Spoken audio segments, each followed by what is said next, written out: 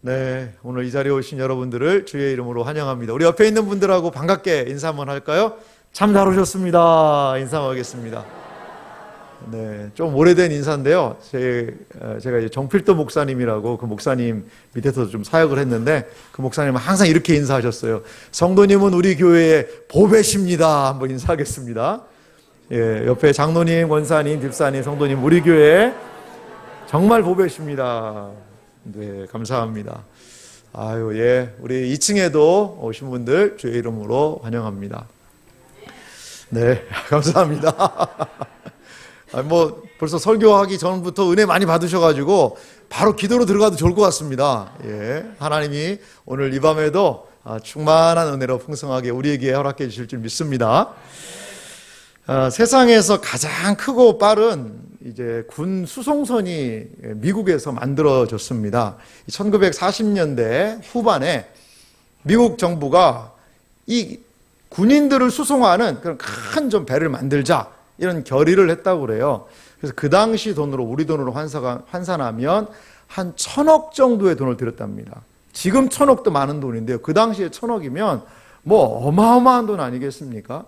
그래서요, 이 배를 만들었는데 언제 배가 완성이 됐냐면 1952년도에 SS 미국호라는 큰 배가 완성됐습니다. 이 배가요, 속도가 얼마나 나오냐면 그 당시에 44노트, 그러니까 시속으로 하면 한 55km가 나오는 거예요.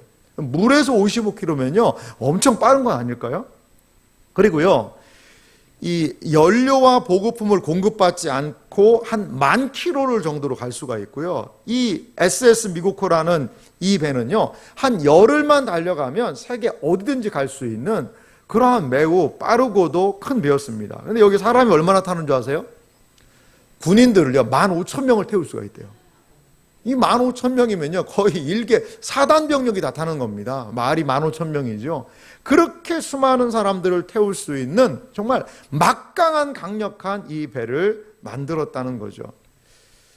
한번 배 사진을 제가 3장을 준비했는데요. 첫 번째 사진 보여주십시오. 이 배라고 그럽니다. 이게 SS 유나이티드 스테이트호 미국호라는 배인데요. 그 다음 사진도 한번 보여주세요.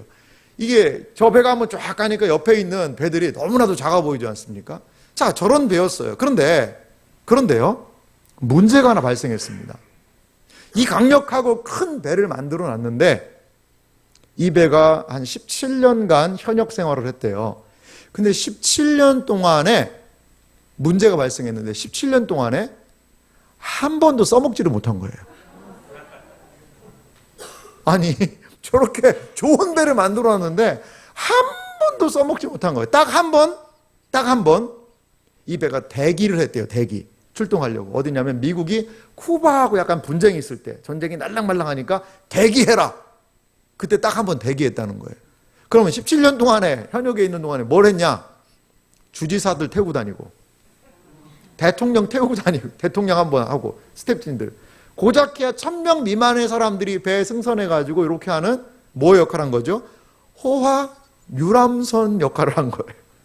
군함으로 만들어 놨는데 전쟁을 위해서 전초하기 위하여 군인들을 신속하게 보내는 그 배로 만들어 놨는데 고작 주지사하고 뭐 사람들 그냥 뭐 사람들 이렇게 연회하고 만찬회하는 그런 호화 유람선으로 17년을 쓰임 받다가 퇴역을 한 겁니다.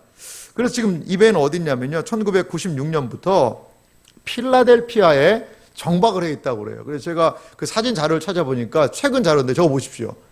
배를 다 찍지도 못했어요. 이 도로인데요. 도로에 배 기둥 그 연통 같아요. 거기 2개만 있는데 저 사진 제목이 뭐냐면 누워있는 자이언트 거인이다 이렇게 해놨더라고요. 배는 엄청나게 큰데요. 그거를 지금까지 그냥 저렇게 정박해서 필라델피아에 둬서 사람들이 보게 하는 그런 부분이 있나 봐요. 여러분, 참 큰 의미심장한 느낌이 들어오지 않습니까? 뭐로 만들어졌죠? 군함으로. 전쟁에서 용맹하게 평화를 위해서 싸우는 사람들을 그렇게 인도하는 그 큰 군함으로 만들어졌음에도 불구하고 이 배는 호화 유람선 몇 번 이렇게 하다가 그 배의 수명을 다해 버렸다라는 거죠. 사실 이 이야기는요, 데이비드 플랫이라는 분이 쓴 레디컬이라는 책이 있어요. 그 책에서 나오는 하나의 그 예화였습니다. 그렇습니다. 그런데요, 이 SS 미고코가 보여주는 모습이 자칫하면 우리 시대의 교회의 모습은 아닐까, 이런 생각이 좀 들어요. 하나님이 왜 이 세상에 교회를 만드셨죠? 영혼을 구원하고 생명선에 건져라 라는 찬양의 고백처럼 생명을 구원하고 하는 그것을 위해서 하나님이 몸된 교회를 세워놓으셨는데, 교회가 뭐 하고 있어요? 유람선처럼요, 그냥 우리 놀고 먹고 사는 거에 좋아가지고 그렇게 있는 교회들에 대한 경종은 아닐까, 이러한 생각을 해보게 됩니다. 사랑하는 성도 여러분, 교회는 어떤 곳입니까? 교회의 사명은 무엇입니까? 교회는 사탄의 치열한 싸움을 통하여서 주의 백성들을 주님으로 인도하는 것이 교회인 줄 믿으시기 바랍니다. 교회는 무엇입니까? 교회는 이 세상에서 죄와 싸우고 믿음을 지키고 그러면서 하나님 아버지께로 갈 때까지 영적인 싸움을 늦출 수 없는 그러한 곳 아닐까요? 예전에 어떠한 사단장이 새롭게 부임했는데 슬로건을 이렇게 하더라고요. 전투복을 입은 자는 전투 위치에 서 있어야 된다. 전투복 입었는데 전투 위치에 안 서 있으면 안 된다는 거죠. 사랑하는 성도 여러분, 우리는 신앙의 여정에 있어서 지금 어떠한 모습일까요? 우리는 과연 복음을 위하여, 하나님의 나라를 위하여서 과연 그러한 사명을 온전히 깨닫고 이해하고 그 자리에 서 있는가?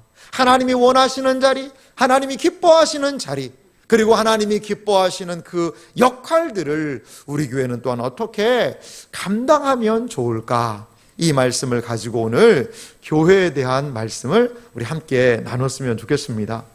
여러분, 오늘 성경 말씀에 보니까요, 변화를 포기한 미문의 한 사람이 등장하는 것을 볼 수 있습니다. 이 한 사람이 있는데요, 변화를요 포기했어요. 이 사람이 있는 곳은 성전의 미문이라는 곳이었습니다. 여러분, 이 첫 단추를 잘 깨야 두 번째 단추, 세 번째 단추, 이 단추가 가지런히 되지 않습니까? 첫 단추 잘못 깨면 어떻게 돼요? 저도 이제 와이셔츠를 어때 급하게 막 한다고 해보면요, 이 단추가 이렇게 돼가지고요, 다시 풀러야 돼요, 다시. 자, 오늘 우리에게 주어진 이 말씀은요, 우리가 사도행전 3장을 읽었는데요, 사도행전 3장은 교회에게 주신 첫 번째 이적이 바로 사도행전 3장입니다. 사도행전 2장을 보면 2장 1절부터 해서 오순절 성령 강림 사건이 임해요. 사도 베드로가 설교를 합니다. 이제 많은 사람들이 교회로 들어왔어요. 그래서 예루살렘 교회가 세워졌다. 그게 사도행전 2장의 이야기입니다. 그리고 사도행전 2장의 이야기가 있고 나서 바로 이어지는 3장의 오늘 이 기사, 나면서부터 걷지 못한 이 사람이 하나님의 능력으로 그 초대교회에게 주신 첫 번째 이적의 대상이 되어서 그 사람이 벌떡 일어나게 되는 그 놀라운 일을 경험하고 있다는 거죠. 그런데요, 이 성전 미문에 앉아있는 이 사람에게 첫 이적을 보였는데요, 이 사람의 회복이 과연 어떻게 일어났는가, 그것을 한번 좀 살펴보기 원합니다. 오늘 사도행전 2장 3절 말씀에 보니까요, 3장 2절 말씀에 보니까요, 이런 말씀이 있죠. 나면서 안진뱅이 된 자를 사람들이 메고 오니, 이는 성전에 들어가는 사람들에게 구걸하기 위하여 날마다 미문이라는 성전 문에 드는 자라. 여러분, 이 말씀을 좀 자세히 살펴보세요. 여기 보면 이 사람은 나면서 안전뱅이가 됐다는 거죠. 나면서 걷지 못하는 겁니다. 그래서 이 사람을 어디에 뒀어요? 성전 미문이라는 곳에 뒀다는 거죠. 아마도 성전에 하나님께 예배드리러 가는 사람들이 그 불쌍한 사람들을 보면서 좀 동전도 주고 돈도 좀 주고, 그래서 그걸로 구걸해가지고 하루하루를, 왜냐하면 일을 할 수 없잖아요. 그때 장애를 입었기 때문에 뭔가 할 수 없는 그런 부분이거든요. 그런데 이 성전 미문이라는 그 문과 이 걷지 못하는 이 장애를 입은 이 사람이요, 너무나도 대조가 되어 있어요. 미문은 무슨 문일까요? 뭐 성전에는 여러 문이 있었다고 그래요. 이 미문이라는 그 문의 명칭은 원래 니카노 문이라고 그래요. 그래서 이 문의 높이가 사람들에 의하면, 요세푸스에 의하면 한 23m나 됐다는 거죠. 이중에 대해서 정말 화려한 문이래요. 요세푸스가 쓴 기록에 보면 이런 묘사가 있다고 그래요. 그 문에 대한 묘사인데 들어보십시오. 금이 박히고 은으로 도금된 그런 문보다, 자, 금이 박히고 은으로 도금된 문은 아니에요. 이 니가노 문이라는 것이. 하지만 이 문은 훨씬 가치가 있는 정교한 솜씨로 만들어진 문이다. 그래서 문 자체도 아름다울 미자를 써서 미문이에요. 너무나도 아름다운 문이에요. 자, 보십시오. 그 성전에 미문이라는 너무 아름다운 문이 있어요. 사람들이 보면서 와, 너무나도 좋다, 아름답네 라고 이야기를 해요. 근데 거기에 누가 있어요? 나면서부터 못 걷는 이 앉은 뱅이가 앉아서 뭐하고 있는 거죠? 구걸하고 있는 거예요. 이 문을요, 어떻게 할 수가 없는 거예요. 자, 아름다운 미문과 이분의 장애를 입은 이 모습은요, 너무나도 대조를 이루고 있는 모습을 우리는 볼 수가 있습니다. 여러분, 그렇습니다. 모두가 화려하고 성전의 아름다움에 취해 있었지만 그 아름다움에서 배제된 채 여기 놓여 있는 이 한 사람, 이 구걸하는 인생의 비참함이지 않습니까? 여러분, 구걸이라는 것이요, 얼마나 힘든 일입니까? 얼마나 힘든 일이에요. 지금 구걸하는 인생이라는 것은요, 참 다른 사람에게 의존해서 살아가는 너무나도 불쌍한 인생 아니겠습니까? 그런데 이 사람이 어떻게 변화됐죠? 사도행전 3장 10절은 이 사람의 극적인 변화에 대해서 이렇게 소개하고 있는데요. 이 사람의 변화된 모습으로 같이 읽어보겠습니다. 그 본래 성전 미문에 앉아 구걸하던 사람인 줄 알고 그에 당한 일을 인하여 심히 기이 여기며 놀라니라. 아멘. 이 사람이 성전에서 분명히 미문에 앉아서 구걸하던 그 사람인데 어떻게 걸어다니고 있지? 이 사람을 보고 심히 기이 여기며, 기이 여기다는 건 놀라다는 뜻입니다. 놀라고 놀라워하는 거죠. 놀라워하는 것이죠. 어떻게 그 성전 미문에서 불쌍하게 구걸하던 이 사람이 다른 많은 사람들을 깜짝 놀라키는 그러한 삶을 살 수 있게 된 것일까요? 그리고 이 사람에게 주어진 이 능력의 역사는 초대교회에 무엇을 중요시 여기고 초대교회는 어떻게 그 사람을 회복시킬 수 있는 그런 힘을 가지고 있었을까? 저는 오늘 더 놀라운 교회에 대한 부분을 한 3가지 부분으로 살펴보기 원합니다. 먼저요, 더 놀라운 교회의 시작이 있습니다. 그것은 바로 바라봄이었다는 겁니다. 더 놀라운 교회가 어떻게 시작하느냐? 먼저는요, 분명하게 바라보는 눈이 그들에게 있었던 것을 오늘 성경이 우리에게 말해주고 있습니다. 자, 사도행전 3장 3절부터 4절 말씀을 제가 좀 읽어보면요, 그가, 이 사람입니다, 베드로와 요한이 성전에 들어가려 함을 보고 구걸하거늘. 그러니까 사람이 지나가니까 베드로와 요한을 보고 이렇게 구걸을 했던 것 같아요. 그러자 4절 말씀인데요, 4절을 같이 읽어볼까요? 베드로가 요한으로 더불어 주목하여 가로되 우리를 보라 하니. 아멘. 베드로가 어떻게 했어요? 주목했습니다. 바라봤다는 거죠. 그 사람의 상황을 바라본 거죠. 그러면서 그 구걸하는 그분에게 뭐라고 얘기해요? 우리를 보라. 구걸할 때 눈 똑바로 쳐다보고 좀 도와주세요 이렇게는 안 하잖아요. 고개를 푹 숙이고 이렇게 해서 그 소리, 땡그랑 소리 나면 아이고 하나 들어왔구나, 그렇게 생각하지 않겠어요? 그걸 기대하는 거죠. 그런데 지금 이렇게 숙이고 있으니까 우리를 보라는 거예요. 여러분, 이 사람들이 우리를 보라 라고 했을 때요, 사실은 얼마나 기대를 많이 했을까요? 기대를 우리식으로 좀 얘기해 보면, 그냥 이렇게 적선을 하는 사람도 자기가 얼마 많이 못하면 그냥 얼른 이렇게 살짝 주고 가잖아요.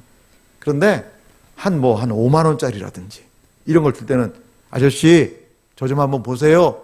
그럼 고개를 딱 들면 이거 가지고 맛있는 거 좀 사드세요. 딱 얼마나 이렇게 하고 싶은 마음이 좀 듭니까? 약간 그런 분위기예요.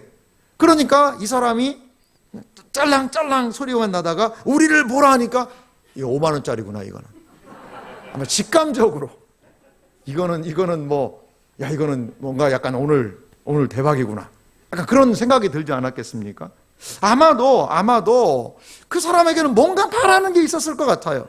자, 오늘 사도행전 3장 5절에 그것을 반영하고 있는데요. 그가 저희에게 무엇을 얻을까 하여 뭐였죠? 바라보거늘. 이야, 오늘은 정말 세상 말로 하면 재수가 좋은 날이구나. 뭔가가 나오겠구나. 떨어지는 동전, 사실이 구걸하는 작은 동전 통해서 이 사람은요, 이제 시선을 들어가지고 보라니까 보고 있는 것이죠. 여러분, 시선을 옮긴다는 것은 무엇인가를 기대하게 하는 것 아니겠어요? 늘 우리의 시선은 어디에 고정되어 있습니까? 우리의 시선은 무엇인가에 우리의 필요들이 늘 고정이 되어 있죠. 신앙생활의 가장 중요한 저는 요소 중에 하나가요, 우리의 시선이 좀 옮겨지는 것이라고 봐요. 우리의 시선이 고정되어 있는 거기에서 하나님이 보기를 원하시는 것, 하나님이 기뻐하시는 것으로 시선이 가야 된다라는 거죠. 진정한 소망의 장소로 우리의 시선이 옮겨져야 돼요. 자, 이렇게 해서 베드로와 요한으로 그 시선이 딱 옮겨졌습니다. 그런데요, 베드로가 이렇게 얘기해요. 사도행전 3장 6절에 보니까요, 베드로가 가로되 은과 금은 내게 없거니와. 여러분, 여기까지 말 들었을 때 이 사람 어땠을까요? 마음이? 아니, 없으면 가든가. 왜 보라고 그러고.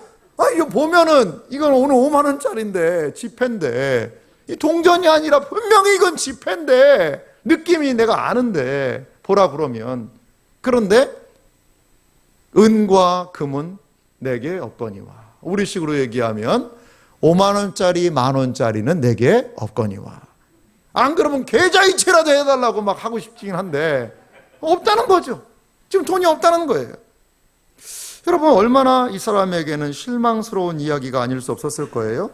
그는요, 은과 금, 그것을 은과 금이 나에게 있어야, 그래도 내 통에, 이 동전통에 무엇인가가 구걸하는 이 통에 재물이, 은과 금이 쌓여야지만 그것으로 내 하루의 목숨을 연명할 수 있는데라고 그는 생각하고 있는 것 아닐까요? 여러분, 그렇습니다. 그런데요, 이 말은요, 사실 엄밀한 의미로 좀 틀린 말이에요. 왜 틀린 말인 줄 아세요? 그 당시에 예루살렘에 있는 교회는 어떤 교회였죠? 성도들이 많아졌어요, 갑자기. 그러면서 자기 것을 자기 것이라 여기지 않고요, 막 교회에 헌금 많이 한 거예요. 헌금도 많이 하고, 뭐 보니까 뭐 여러 가지도 팔아서 구제 사역도 하고, 막 뭔가가 예루살렘 교회 막 으쌰 하고 일어나던 그런 때예요. 여러분, 베드로가 이렇게 얘기할 수 있을 거예요. 지금 제가 그 현찰 가진 게 없는데, 현찰 가진 게 없는데 우리 예루살렘 교회 그쪽에 가면 우리 구제 담당자가 있는데 그 사람한테 가면 당신 필요를 채워줄 거니까 걱정 마시오. 이렇게 할 수 있잖아요.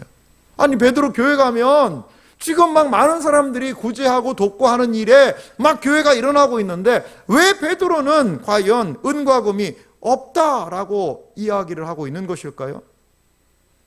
신앙생활 하다 보면요, 하나님께서 내 삶에 너무 인색하신 게 아닌가, 이러한 생각이 때로 들기도 합니다. 하나님이 왜 좀 나는 안 주시지? 아니, 옆에 있는 사람들은 너무나도 많은 것들 하나님 많이 주시는 것 같은데, 아니, 교회 집사가 되더니 대번 집을 사버리기도 하고 뭐 여러 가지, 저 사람은 많은 것들을 주는데 왜 하나님은 나한테 이렇게 인색하시지? 왜 나는 안 주지? 나는 이미 집사님이 된 지 오래됐는데 왜 이런 일이 벌어지지? 여러분, 그런 생각이 들지 않으세요? 나에게는 이것도 필요하고 저것도 필요하고 필요한 것들이 많은데 왜 안 주시냐 이거죠. 그런데요, 지금 이 거린도 꼭 그렇게 생각할 수 있지 않습니까? 나에게 지금 하루 구걸한 이거는 나를 하루 먹여 살리는 그 유일한 수단인데 지금 왜 그거를 안 주냐 이거죠. 여러분, 사도에게 근데 있는 것이라는 것은 무엇일까요? 사도는 자기에게 있는 것이 무엇이냐? 은과 금은 없지만 무엇이 있다라고 얘기하죠? 나사렛 예수 그리스도의 이름, 이것이 내게 있다라고 얘기하는 거예요. 여러분, 이것은요, 사도가 소유한 가장 중요한 것이 바로 예수 그리스도라는 거예요. 사도가 소유한 것은, 가장 중요하게 여기는 것은 은, 금, 그러한 것이 아니라 예수 그리스도의 가치가 가장 중요하다는 것이죠. 이것은 무엇을 이야기하는 걸까요?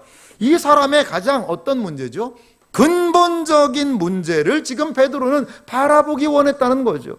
은과 금은 내게 없거니와 내게 있는 것으로 내게 주노니 곧 나사렛 예수 그리스도의 이름으로 걸어라. 할렐루야. 그렇습니다. 이 거린에게요, 지금 5만 원짜리 한 장 주면 당장 도움 되겠죠. 아이고, 어제는 라면 먹었는데 오늘은 그래도 갈비탕 먹을 수 있겠구나. 그렇죠. 좀 편안해질 수 있습니다. 왜? 어제보다 더 좋은 것들을 먹을 수 있어요. 그렇지만요, 베드로는 지금 단지 돈 몇 푼에 끼니 몇 개, 삶을 조금 더 편안하게 연장시켜 줄 수 있는 그러한 삶이 아니라 새로운 삶, 복된 삶, 문제의 근원이 해결되는 것을 지금 이 베드로는 바라보고 있다는 것입니다. 사랑하는 성도 여러분, 신앙은요, 우리의 문제의 근본을 보게 해요. 우리의 시선은 언제나 이 세상에 먹고 사는 문제에 우리의 시선이요, 다 고정이 되어 있어요. 하지만 하나님의 시선은요, 하나님의 말씀은 우리의 무엇을요, 항상 가장 근본적인 문제를 늘 다루신다는 거예요. 여러분, 우리는 왜 살아야 합니까? 우리는 어떻게 살아야 합니까? 죽음은 무엇입니까? 죽음 이후의 삶은 과연 무엇입니까? 하나님은 우리에게 근본적이고도 본질적인 문제로 우리의 시선이 옮겨가기를 원하신다라는 것입니다. 사랑하는 성도 여러분, 믿음이 자라난다는 것, 믿음이 성장한다는 것은 과연 무엇일까요? 이 바로 시선의 이동이 이루어지는 거예요. 신앙생활하면서 어떻게든지 예수님하고 잘 동업해가지고, 예수님, 사업은 내가 열심히 할 테니까 예수님 이거 좀 책임져 주시고 해주시면 내가 헌금도 좀 열심히 하고 우리 동업 잘 해봅시다. 약간 동업자 정신을 가지고 그냥 예수님까지도 파트너로, 내 사업 파트너로, 내 인생 파트너로, 그래서 내가 이 세상에서 무엇인가 좀 잘 살고 싶은 것으로 예수님을 초대해서 활용하고 싶은, 뭐 그렇게 얘기는 안 합니다. 얘기는 다 안 합니다. 그럼 믿음 없다고 하니까. 하지만 속내는 좀 그런 생각을 가지고 있는 이런 분들이 있을 수도 있거든요. 아마 우리 지역에는 없을 것 같아요. 딴 교회 얘기입니다. 딴 교회. 그런데요, 그러한 하나님에 대한 그 세상에 대한 시각을요, 눈으로 돌리게 하는 거죠. 눈으로. 그래서 정말 내 인생의 중요한 가치가 무엇인가? 이 거린에게 더 중요한 건 뭐겠어요? 그것은 일어나 걷는 것 아니겠어요? 그게 근본적인 문제잖아요. 지금 거린을 할 수밖에 없는 것은 무엇입니까? 그 사람이 이 장애가 있기 때문에 그렇잖아요. 우리 주님은 그것을 온전하게 하기 원하시는데, 이 거린은 어떤 측면에서는 내가 거리는 거는 나는 이건 뭐 어떻게 할 수 없는 거고, 이왕 이렇게 된 거 잘 먹고 조금은 맛있는 거 먹고 많은 돈 벌어서 사는 것 아니겠는가? 뭐 다 그렇게 인생 사는 거지 뭐 라고 생각하는 거죠. 아니요, 그렇지 않을 수 있어요. 사랑하는 성도 여러분, 믿음 안에는 새로운 세계가 있습니다. 믿음 안에는 믿음이 아니고서는 볼 수 없는 하나님께서 펼쳐주시는 은혜가 있다는 것을 여러분 먼저 우리가 인정해야 돼요. 인정해야 돼요. 그러할 때에 하나님께서 보여주시는 그 본질에 우리가 눈뜰 수 있을 줄 믿습니다. 그렇습니다. 더 놀라운 교회의 시작은 바로 이러한 바라봄을 통하여 이루어졌다라는 겁니다. 그러면 이 더 놀라운 교회로 가는 그런 원동력이 뭘까요? 무엇인가 문제와 상황을 바라보는 것, 바라봄으로 말미암아 무엇인가 이루어질 수 있는 원동력은요, 두 번째로 능력입니다. 능력. 자, 더 놀라운 교회의 원동력은요, 어디에 있냐? 능력에 있어요. 능력. 그 능력이 나타나게 되었다는 겁니다. 오늘 사도행전 3장 6절부터 7절 말씀을 좀 다시 한번 두 절 말씀 같이 한번 읽어볼까요? 같이 읽어보도록 하겠습니다. 6절 말씀부터 같이 읽겠습니다.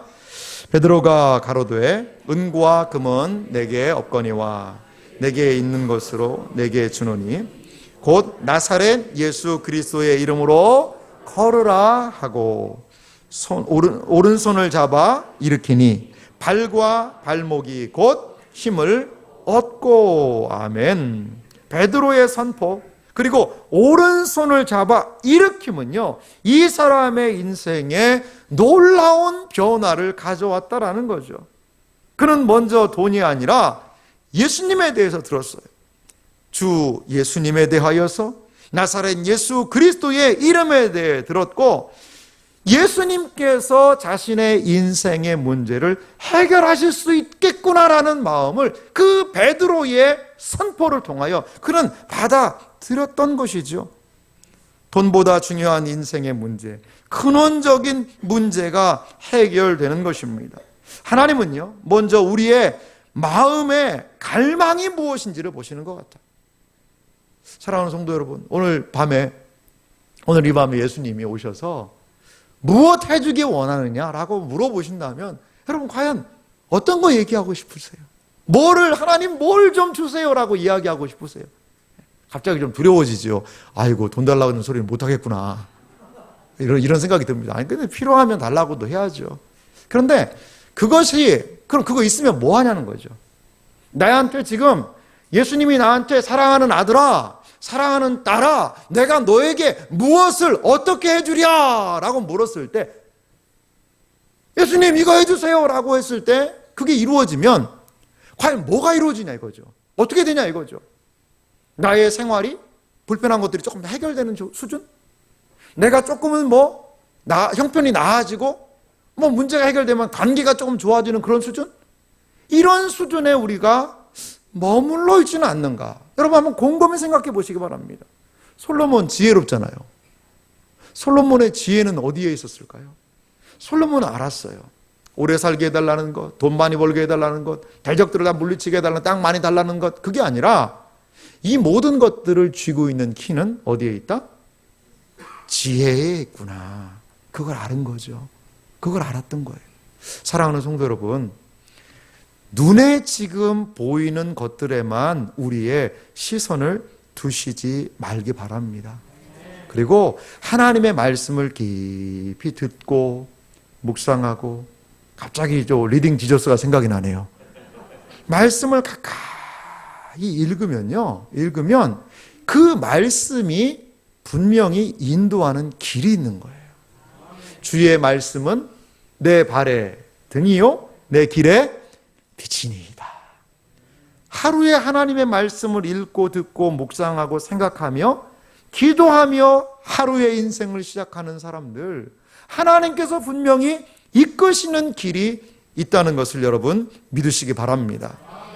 먼저 이 사람에게 사도 베드로가 그냥 당장 빨리 그냥 일어나 버려라, 나서라 라고 이야기하지 않습니다. 내게 있는 것으로 내게 주노니 나사렛 예수 그리스도의 이름으로 걸어라. 그가 가지고 있는 것, 사도 바울 속에, 아니 사도 베드로 속에 가장 귀한 가치로 여기고 있는 이것을 지금 나눠주기를 원했다라는 것입니다. 사랑하는 성도 여러분, 교회의 능력은 어디에 있습니까? 그리고 우리가 하나님의 백성으로 가지고 있는 능력의 근원은 어디에 있습니까? 바로 예수 그리스도, 그 안에 우리 신자의 능력에 참된 근원이 있다는 것을 여러분 믿으시기 바랍니다. 여기서 보인 이 초대교회의 첫 번째 이적의 특징이요, 저는 한 두 가지 정도 이중적인 의미가 있는 것 같아요. 이 오늘 보인 이 베드로의 이 이적의 중요한 첫 번째 의미는요, 예수님께 있었던 치유의 능력이요, 이제 제자들을 통해 발휘되고 있다는 거죠. 이게 바로 오늘 이 사람이 일어난 이적의 의미예요. 자, 이렇게 병을 고치고 능력을 행하는 것은 원래 누구에게 있었던 거죠? 예수님 안에 있었던 거예요. 예수님 안에 있는 능력이 이제 어디에게? 그의 제자들에게. 그럼 놀랍지 않습니까? 아니, 베드로가 손을 잡아서 일으켜 세우니까요, 벌떡 사람이 일어나는 거죠. 치료가 되는 겁니다. 누구의 이름으로? 예수의 이름으로 말이죠. 그렇습니다. 예수님의 모든 사역이 이제 그의 제자들을 통해 성령의 능력 안에서 이루어지는 것을 볼 수 있습니다. 우리 주님 지금 승천하셨어요. 하늘에 계십니다. 하지만 지금도 주님은 몸된 교회를 위하여서 주의 신실한 종들을 강단에 보내시고 교회에 보내셔서 주님의 능력 있는 일들을 펼쳐나가심을 여러분 믿으시기 바랍니다.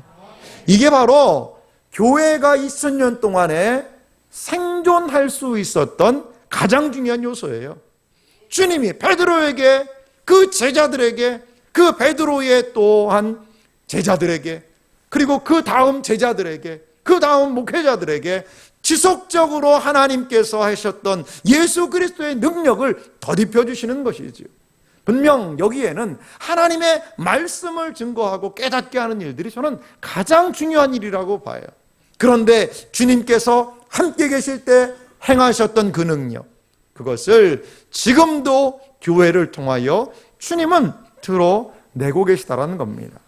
이것이 이적의 첫 번째 의미고요. 이 이적의 두 번째 의미가 있는 것 같아요. 그것은 뭐냐면, 이 나면서 걷지 못한 사람의 이 회복은요, 하나님의 새로운 시대가 도래했다는 것을 보여주는 거죠. 자, 이게 참 중요한 의미인데요. 걷지 못하는 사람을 걷게 했다. 이것은요, 이 초대교회가 어떠한 하나님의 능력의 시대인지를 보여주고 있다는 겁니다. 여러분, 그렇습니다. 하나님의 새로운 시대. 성령님이 임하시고 성령을 통하여 교회에 새로운 시대가 도래했다라는 것을 알려주고 있습니다. 누가복음 7장 22절에 보니까요, 예수님으로 말미암아 이루어진 일을 세례 요한에게 이렇게 알려주라라고 예수님이 말씀하세요. 자, 예수님이 이 세상에 오셔서 이루신 일들, 어떠한 시대를 이루셨는지를 한번 같이 읽어볼까요? 같이 읽겠습니다. 대답하여 가라사대 너희가 가서 보고 들은 것을 요한에게 고하되, 소경에 보며 안진뱅이가 걸으며 문둥이가 깨끗함을 받으며 귀머거리가 들으며 죽은 자가 살아나며 가난한 자에게 복음이 전파된다 하라. 아멘. 예수님이 오셔서요, 일어난 일들입니다. 가난한 자들에게 복음이 전파됩니다. 소외되고 어려운 자들, 그리고 소경이 보고 안진뱅이가 걷고 문둥이가 깨끗함을 받고 귀머거리가 듣고 죽은 자들이 살아나며 주의 복음이 전파되는 그 시대, 예수님은 이 새로운 시대를 약속하셨습니다. 그리고 이 초대교회를 통하여, 이 초대교회의 첫 이적을 통하여 예수님이 말씀하신 그 시대가 도래했다라는 것을 보여주고 계신 말씀이라는 겁니다. 사랑하는 성도 여러분, 그렇습니다. 예수님이 이 세상에 오셔서요, 새로운 시대를 열어놓으신 거예요. 구약과는 다른 새로운 시대입니다. 하나님의 복음이 증거되는 시대입니다. 매여있고 묶였던 심령들이 하나님의 말씀을 듣고 회복하는 시대라는 거죠. 우리는 이렇게 생각합니다. 아, 그럼 목사님, 그 말씀대로 그냥 뭐 앞에 안 보이는 사람들이 막 눈 뜨고, 그냥 막 다리 못 쓰는 사람들이 벌떡벌떡 일어나고, 그리고 뭐 귀가 안 들리는 사람, 그리고 죽은 사람을 막 하면은 죽은 사람들 벌떡벌떡 일어나고 살아나고, 그러면 왜 그렇게 지금 안 됩니까, 교회가? 뭐 이렇게 여러분 의문을 가지실 분도 있을 거예요. 그럼 왜 이렇게 이런 일들이 성경에는 있었는데 지금은 그거 안 나타납니까? 그래서 어떤 사람들은요, 이런 성경하고 똑같은 일들을 지금도 일어나게 하려고 노력하는 사람들이 있습니다. 종종 신문에 나오죠. 돌아가신 분이 계신데 그분을 두고 막 열흘 동안 기도했다더라, 살리려고. 근데 결국에 그분이 어떻게 하셨어요? 그럼 못 살아나신 거예요? 안 살아나신 거예요? 그럼 봐라, 뭐 죽은 사람 어떻게 살아나냐, 기도해도 상관없다.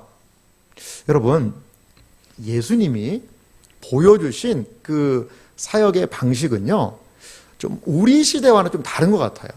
요한복음에도 그래서 뭐라고 그러냐? 그걸 표적이라고 그런다. 사인이라고 그래요. 이적이라고 얘기를 해요. 그러니까 무엇인가 그 예수님이 어떠한 존재인지를요, 드러내고자 하는 부분이 정말 엄청나게 컸다라는 거죠. 분명히 그게 컸습니다. 그리고 사도행전에도 보면은요, 사도행전 앞에 이런 이적들이 등장을 해요. 분명히 첫 교회에 같은 이적들이 등장하는데요, 점점점 사도행전 뒤로 갈수록 뭐가 더 중요한지 아세요? 말씀 사역으로 이동을 합니다. 여러분, 사도 바울이요, 바쁘니까 뭐 어떻게 했어요? 사도 바울의 손수건. 여러분, 손수건을 갖다가 막 얹고 그러면 어떻게 됐다고 그래요? 살아났대요, 사람들이. 막 병이 낫는 거예요. 여러분, 이거 얼마나 놀라운 일 아닙니까? 사도 바울이 갑자기 손수건 한 20개 만들어가지고 그 손수건에다 기도해가지고 저쪽 갔다 와라, 저쪽 갔다 와라, 갔다 와라. 그럼 막 아픈 사람들 이 손수건 이렇게 얹어주고 막 이렇게 씌우고 그러면 막 벌떡벌떡 일어나서 다 교회 나오고, 여러분, 얼마나 효과적입니까? 효과적이지 않습니까? 아니, 그렇게 일이 일어났다니까요. 그러면 고침받은 사람들이 우와 하고 와가지고 복음 뭐 다른 거 필요 없어요. 사도 바울은 뭐만 하면 돼요? 옆에 손수건 공장하고 제휴 맺어가지고 그냥 막 기도해가지고 안수해서 손수건 막 뿌리고, 그럼 손수건 얹으면 낫고, 그 사람도 교회 나오고, 교회 여기저기에서 손수건 교회 막 이런 거 막 만들고, 여러분 이렇게 하면 되잖아요. 근데 왜 그거 뒤에 갈수록 사도 바울이 안 해요?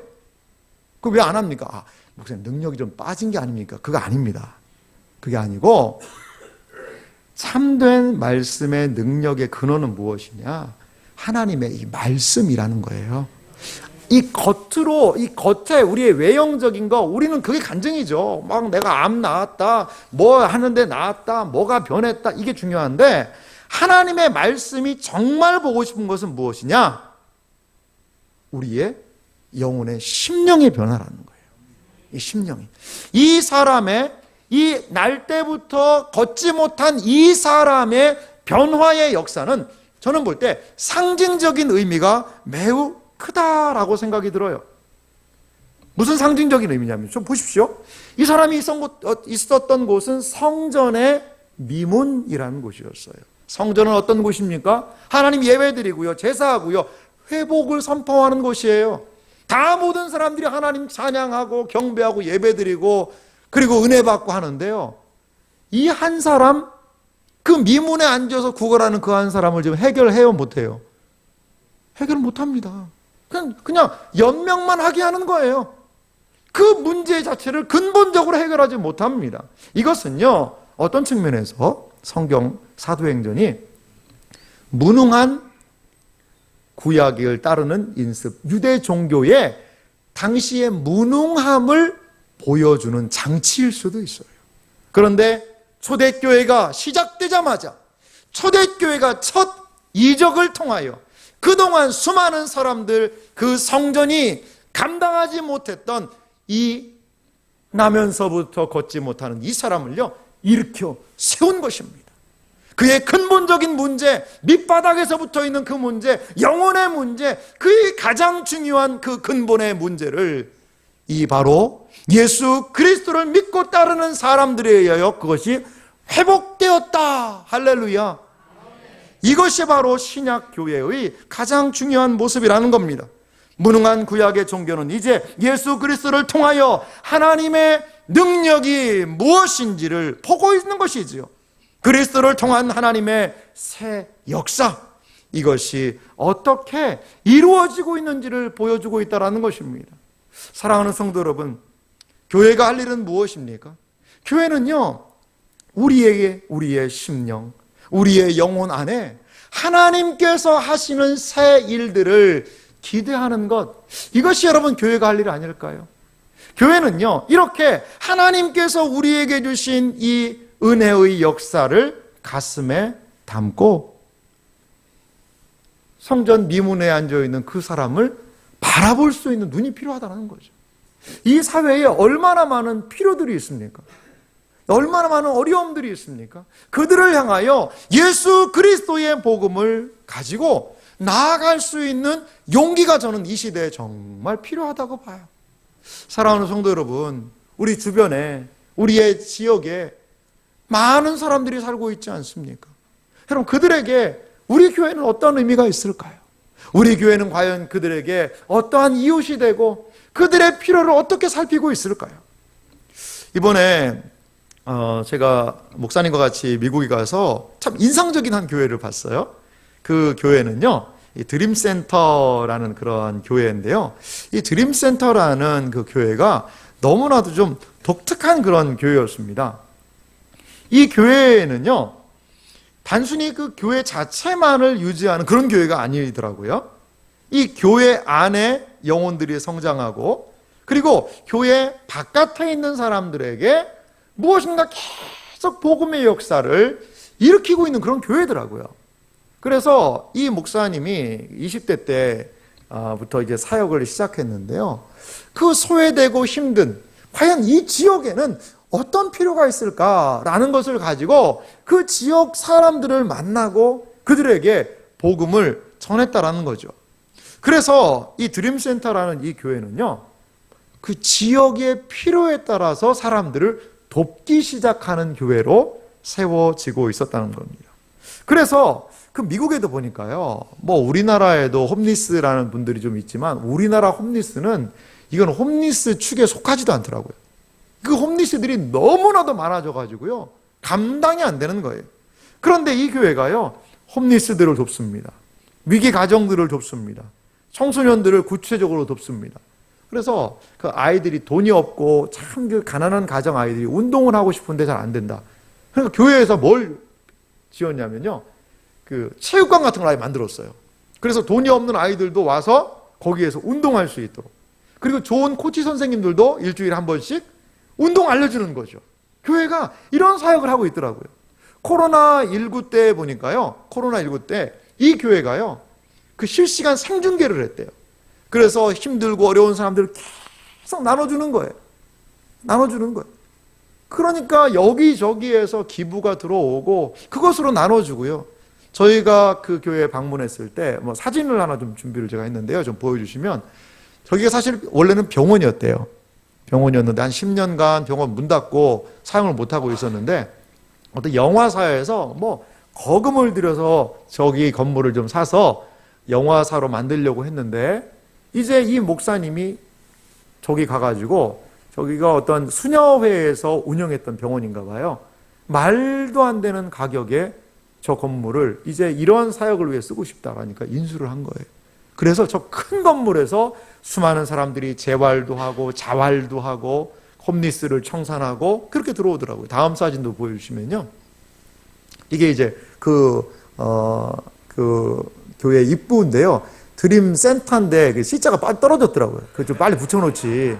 드림, 근데 그 의미가 더 있더라고요. 드림 엔터가 돼버려가지고 드림으로 들어와라 이런 뜻이 됐는데, 원래 C자가 있어야 되는데 C자가 떨어졌는데 바쁜지 못 붙였더라고요. 참 미국도 허술한 게 많구나 이런 생각은 했습니다. 근데 그 다음 사진을 좀 보면은요, 여기에요, 드림센터라는 저런 트럭들 있잖아요. 여기에다가요, 물건들을 막 가득가득 싣는 거예요. 그래서 골목골목마다 어려운 가정들의 사람들한테 막 나눠주는 겁니다. 그래서 한 달에 이 교회에서 쓰는 그 비용이, 그런 물건 비용이 얼마나 쓰나 봤더니요, 85만 불이래요. 뭐, 아유, 그 금액이 바로 환상이 되셨나 보네요. 85만 불. 우리 돈으로 하니까 한 11억쯤 되더라고요, 11억. 한 달에요. 한 달이면 1년이 아니고, 한 달에 한 11억 원어치의 그 물건들이 막 미국에서 들어오고, 많은 사람들이 기증도 해주고, 교회에서 구입도 하고, 그걸요, 계속 나누는 거예요, 사람들에게. 나누는 거예요. 섬기는 거예요. 그런데 이제 저희가 그래서 물어봤어요. 아니, 이 사역을 정부도 하는데, 정부도 하잖아요, 여러분. 정부에서도 구제사역 하지 않습니까? 어려운 사람들 돕고 하는데, 그럼 정부가 하는 거하고 이게 겹치지 않냐. 우리를 안내해 주던 거기 자매가 있었습니다. 이 소초라는 그 자매가 있었는데요. 이 자매가요, 소치라는 자매가 이런 이야기를 우리에게 하더라고요. 다음 사진이 그 자매 모습인데요.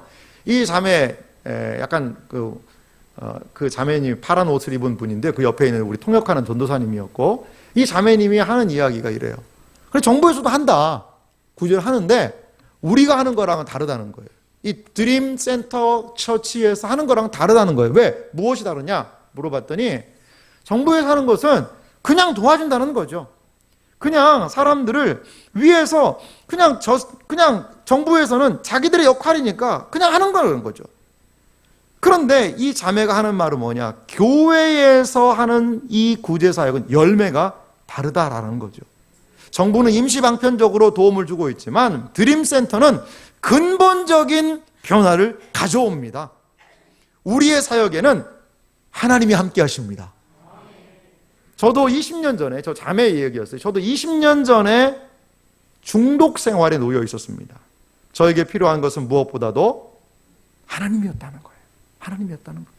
가정이 깨지기도 하고 자녀와의 갈등이 있기도 하고 자기의 인생이 중독으로 완전히 무너져 있을 때 이 교회가 나에게 구체적인 도움을 줬고 그리고 나를 도와줘서 지금 이 자매가 세워져서 교회의 그 한 파트를 맡아서 스텝으로 섬기고 있더라고요.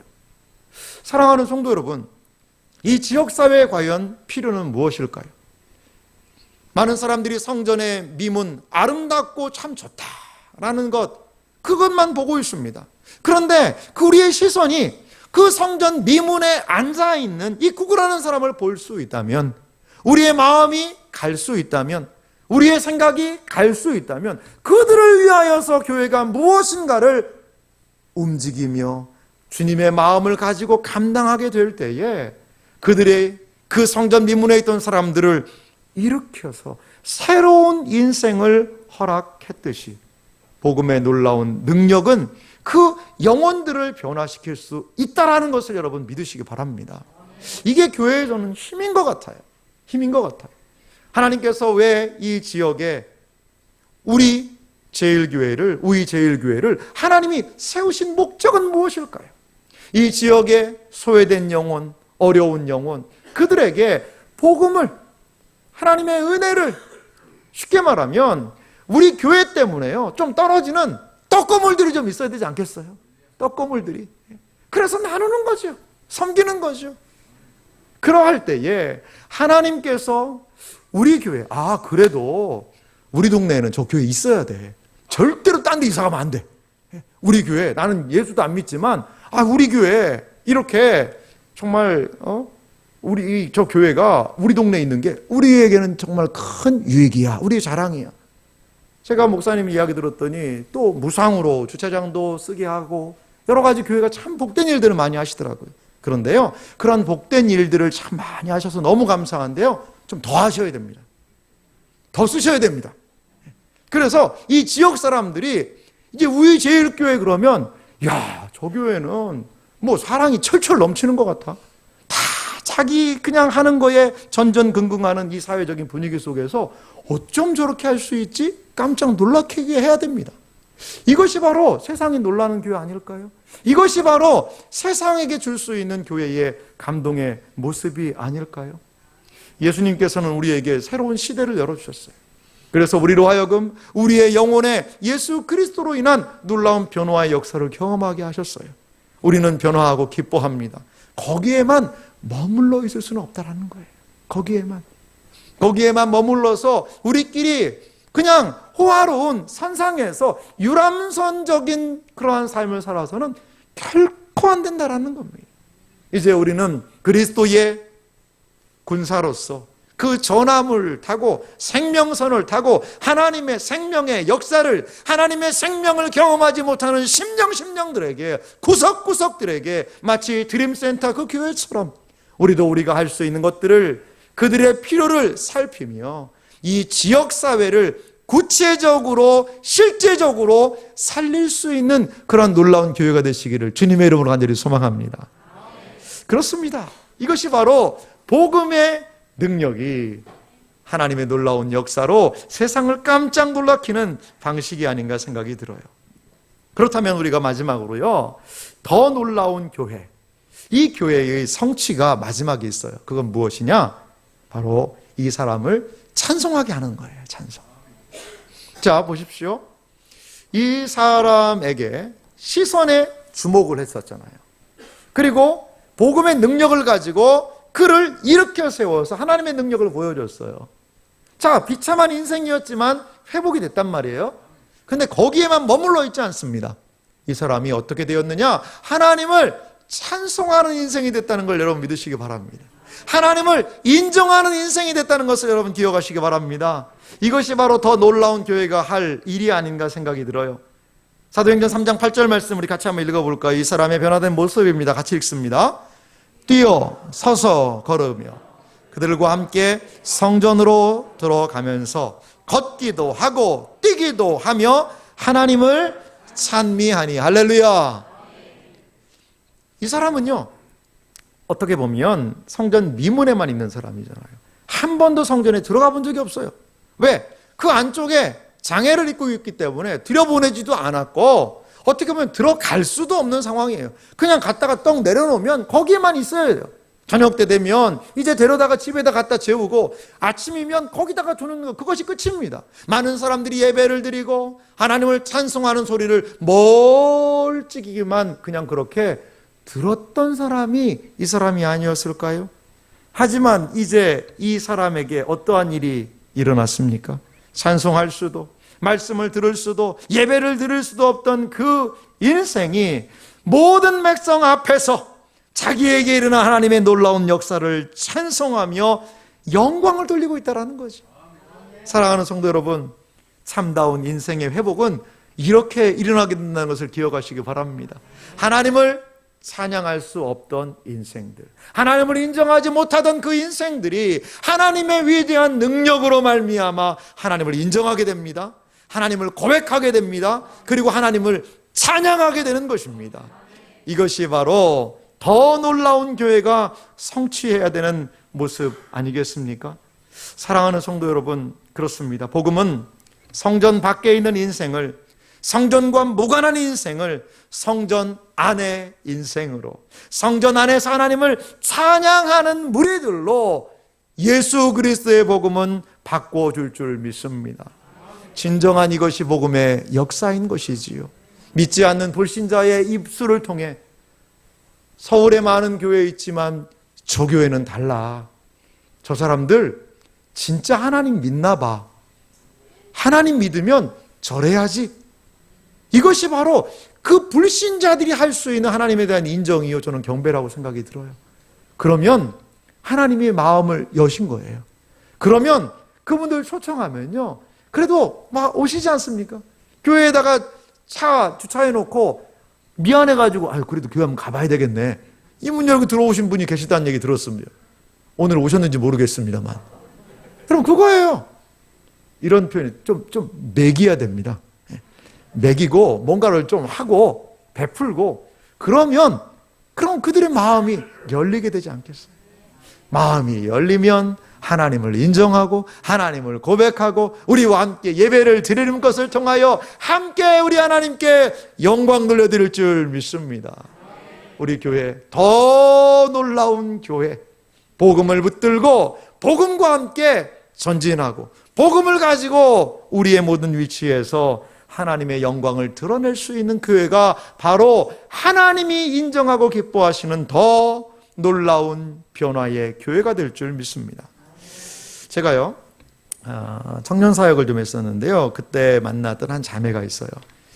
이 자매가 하나님의 은혜를 참 많이 받았어요. 자신의 삶을 이렇게 간증하는 거예요. 참 예쁘게 생긴 자매예요. 근데 사실 이 자매가 그 교회 원로 장로님 손녀였어요. 손녀. 원로 장로님. 그런데 원로 장로님인데 이 장로님은 보통 장로님이 아니세요. 그 교회를 너무나도 정말 섬기는 전설 같은 장로님이세요. 꽤 규모 있는 교회였거든요.